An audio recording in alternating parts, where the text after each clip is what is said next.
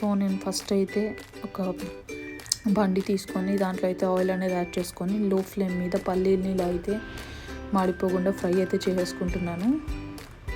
పల్లీలు ఫ్రై అయ్యాక నేనైతే పోపు సామాన్లన్నీ యాడ్ చేసుకోబోతున్నాను. దానికోసం ఒక 4 ఎండుమిర్చి, అలానే మినప్పప్పు, ఆవాలు, జీలకర్ర అయితే యాడ్ చేసుకొని ఫ్రై చేసుకుంటున్నానండి. పల్లీలు ఇలా ఫ్రై చేయడం వల్ల ఫస్ట్ పల్లీలు అనేవి ప్రాపర్గా ఫ్రై అవుతాయి. సో ఇప్పుడు పోపు అయితే బాగా ఫ్రై అయితే అయిపోయిందండి. ఇప్పుడైతే నేను టర్మరిక్ అనేది యాడ్ చేసుకుంటున్నాను. అలానే నేను సాల్ట్ కూడా యాడ్ చేసుకుంటున్నానండి. మనకి సరిపడా సాల్ట్ని అయితే యాడ్ చేసుకోవాలి. ఒక 2 స్పూన్స్ యాడ్ చేసుకుంటే సరిపోతుంది. ఇలా ఫ్రై అయితే చేసుకున్నాము. అలాగే ముందుగా వాష్ చేసి పెట్టుకున్న కరివేపాకుని అయితే యాడ్ చేసుకుందామండి.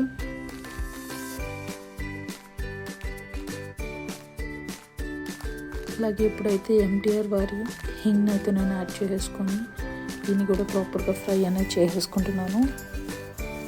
సో దట్ ఫ్లేవర్ అనేది చాలా అంటే చాలా టేస్టీగా ఉంటుంది. అలాగే తగినంత చింతపండు అయితే నేను వాష్ చేసుకొని ఈ విధంగా వాటర్ అనేది యాడ్ చేసేసుకున్నాను. సో ఈ విధంగా అయితే నేను ప్రాపర్గా బాయిల్ అనేది చేసేసుకున్నానండి. సో ఇప్పుడు ఇందాక పెట్టుకున్న పోపులో అయితే మనం ఇలా ఫిల్టర్ చేసుకొని అయితే చింతపండుని సైడ్కి తీసుకున్నాను. అలానే కొంచెం పల్ప్ని సపరేట్ చేసి వాటర్ కూడా నేను ఇలా ఈ విధంగా అయితే వేసుకున్నానండి. ఒక 3 మీడియం సైజ్డ్ గ్రీన్ చిల్లీస్ని అయితే ఇలా మధ్యలో ఘాటు పెట్టేసుకొని అయితే నేను యాడ్ చేసుకుంటున్నాను.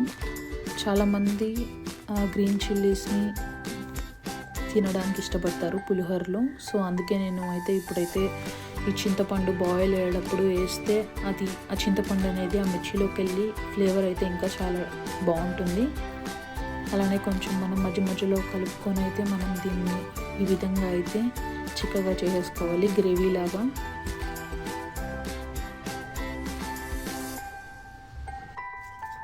చూసారు కదండి, ఇప్పుడైతే గ్రేవీ అండ్ ఆయిల్ అనేది సపరేట్ అయిపోయింది. సో ఇది పక్కన చల్లార్చి పెట్టుకోవాలి. అలానే నేను ఒక 1/2 అవర్ బ్యాక్ నానబెట్టుకున్నానండి. ఒక 2 గ్లాసెస్ రైస్కి ఒక 4 గ్లాసెస్ వాటర్ వేసి అయితే నేను మీడియం సైజులో అయితే 2 విజిల్స్ అనేది మనం రాణిస్తే సరిపోతుంది.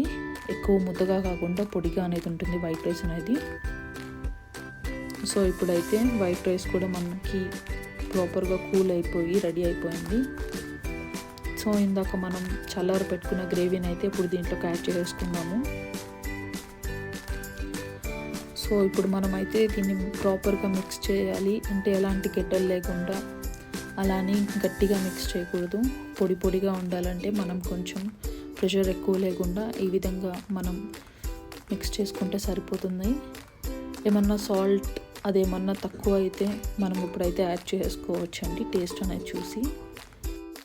అంతేనండి, ఎంతో టేస్టీగా ఉండే చింతపండు పులిహోర అయితే ఇప్పుడు మనకి రెడీ అయిపోయింది. నేనైతే మా ఇంట్లో ఈ విధంగానే అయితే ప్రిపేర్ చేసుకుంటాను. సో మీరు కూడా ట్రై చేసి దీని యొక్క టేస్ట్ ఎలా ఉందో కమెంట్స్లో మెన్షన్ చేయండి. అలానే ఇప్పుడు దాకా నా ప్రీవియస్ వీడియోస్ చూడని వాళ్ళు నా ఛానల్లోకి వెళ్ళి ప్రీవియస్ వీడియోస్ని కానీ చూసి ట్రై చేసి కామెంట్స్లో అనేది మీరు మెన్షన్ చేయండి. Thank you so much for all the love and support. Please like, share and subscribe to my channel.